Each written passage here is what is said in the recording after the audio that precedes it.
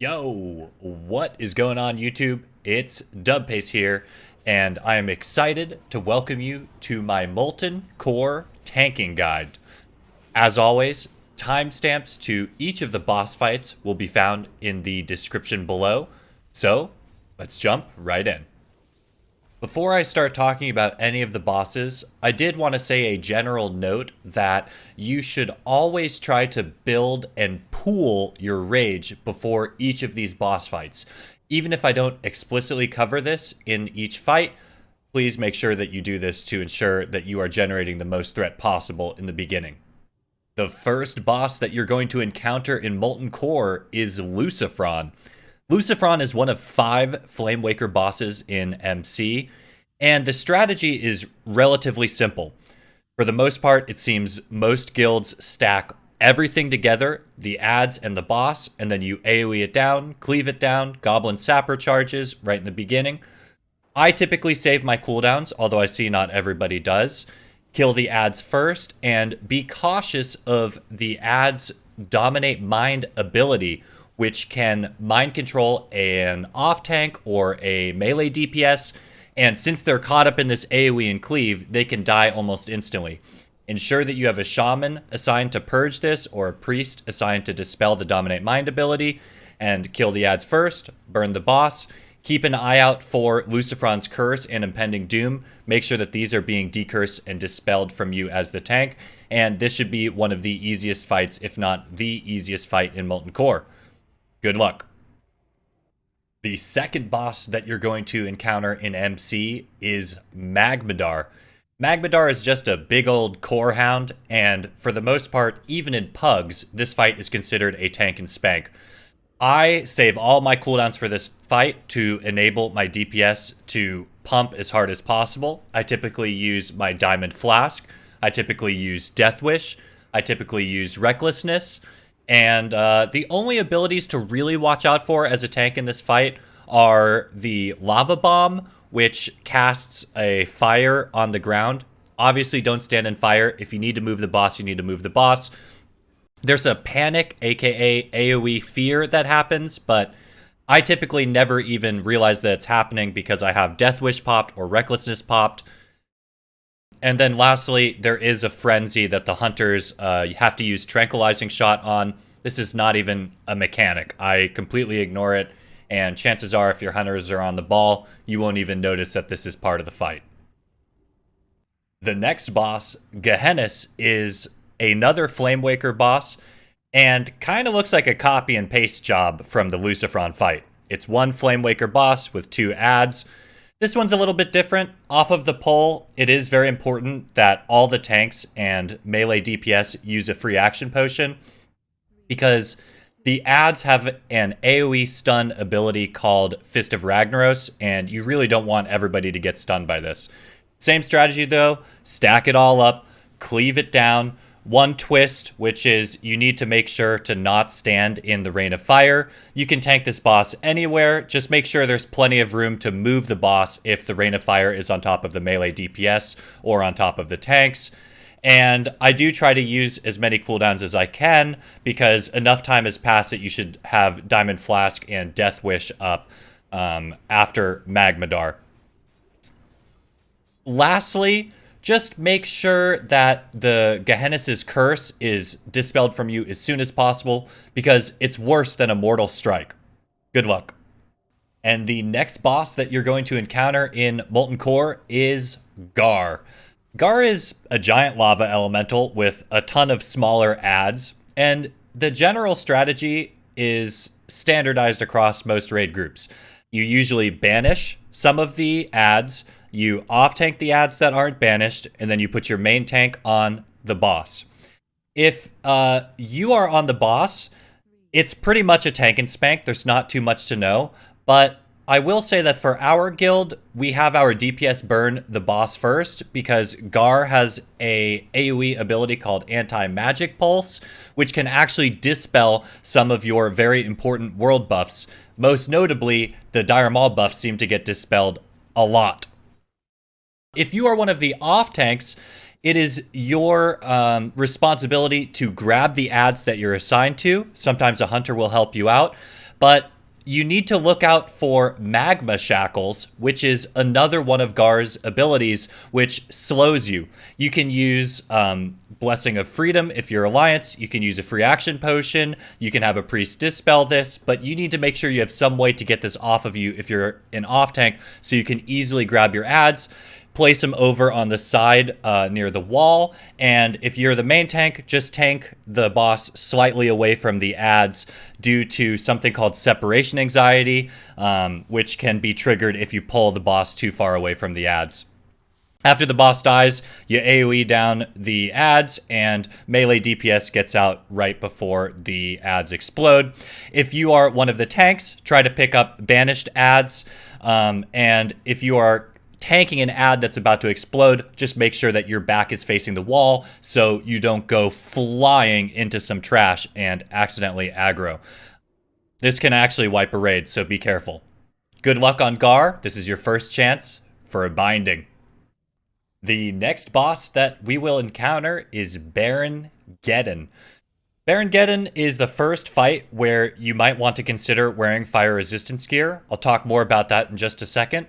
But there are two main abilities that you need to worry about, and really only one is super relevant to the tank, and that is Inferno. When Inferno goes out right there, Baron gets rooted into place and begins an AoE Hellfire-like ability that ramps up the damage over time, so the last tick of it does the most amount of damage.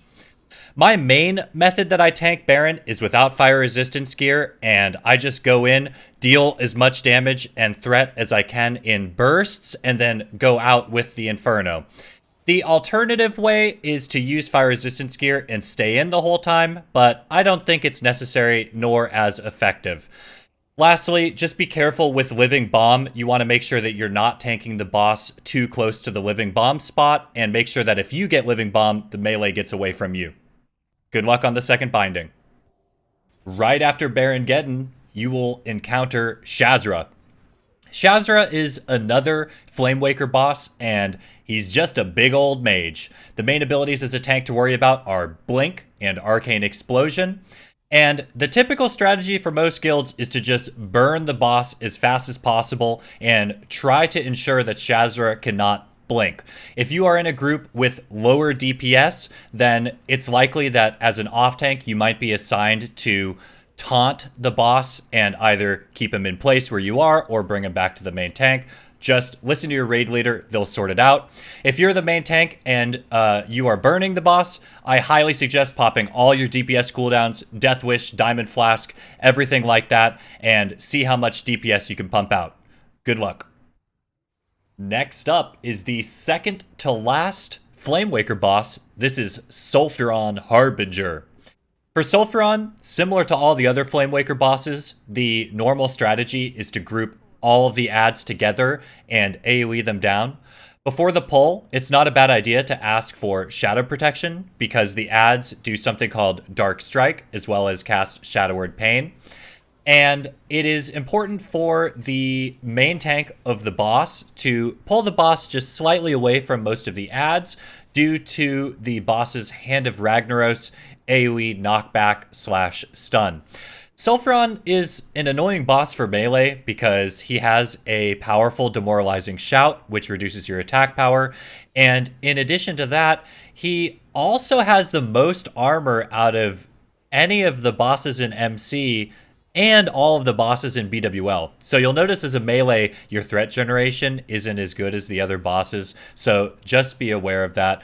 But overall, this is one of the easiest bosses, and just pray to the gods that you're not going to get Vendor Strike to drop, because it seems like Vendor Strike drops every time. Good luck, guys. If you were to look up the definition of tank and spank in a dictionary, Golemagg's picture would show up. This is a very straightforward fight. If you're the main tank, you can tank Golemagg exactly where he is, pop all of your DPS cooldowns in the very beginning, and allow your DPS to pump as hard as possible. If you're an off tank, it's likely you're assigned to one or both of the Core Hound ads, and these ads need to be pulled away from Golemagg due to an ability called Golemagg's Trust, which essentially makes the dogs enrage, and you can tell when they're enraged because their horns have like a red glow around them.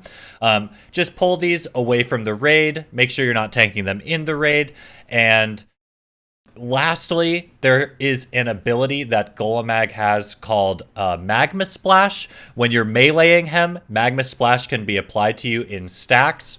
I've found that it seems typical that these stacks will just wear off on their own, or if they don't, the damage is so negligible, we just ignore them in the first place. So you don't even need to worry about this mechanic. It's very small damage. It's a tank and spank. Don't overcomplicate it. And we made it. This is the second to last boss, Majordomo Executus. Domo is the king daddy of all Flamewaker bosses, and there's a very wide variety of different ways to do this encounter. In this video, our guild is doing the full Zug strategy where we just AoE everything down, which causes a huge amount of raid damage to go out, but results in a very fast kill. There are some strategies where the hunters kite, or there's sheeps on the healers. No matter what's happening, as a tank, your job remains very consistent. If you are tanking the boss, it's not a bad idea to just wear mitigation gear, because you don't actually need to kill Majordomo. You actually can't kill Majordomo.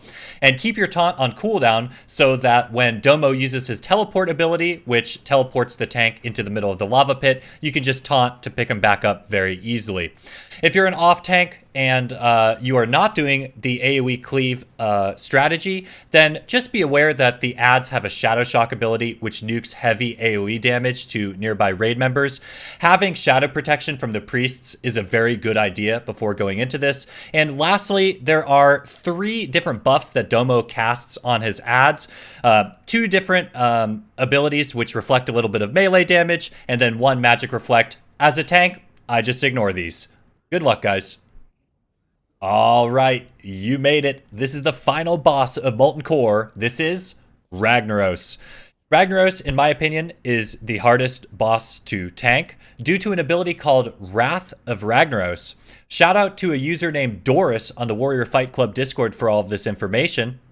Wrath of Ragnaros is a knockback that hits a randomized 3 targets that are in melee range of Ragnaros.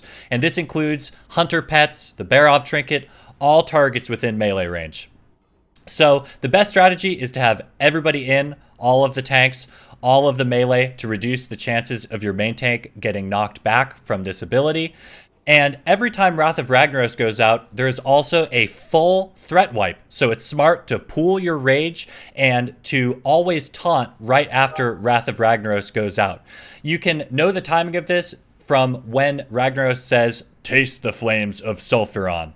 Melee DPS should also slow their DPS during this time as well. So, should you wear fire resist gear?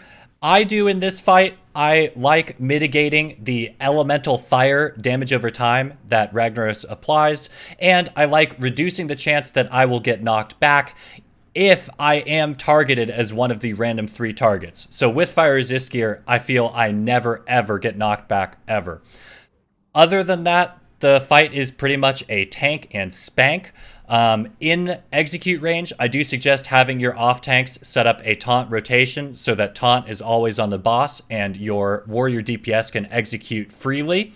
And you will probably never see Ragnaros submerge these days, but if you do, make sure that you don't let any of the ads get near the casters due to the mana burn ability. Good luck on the Ragnaros loot, lots of good tank gear, and even some legendaries can drop. And that officially concludes my Molten Core tanking guide.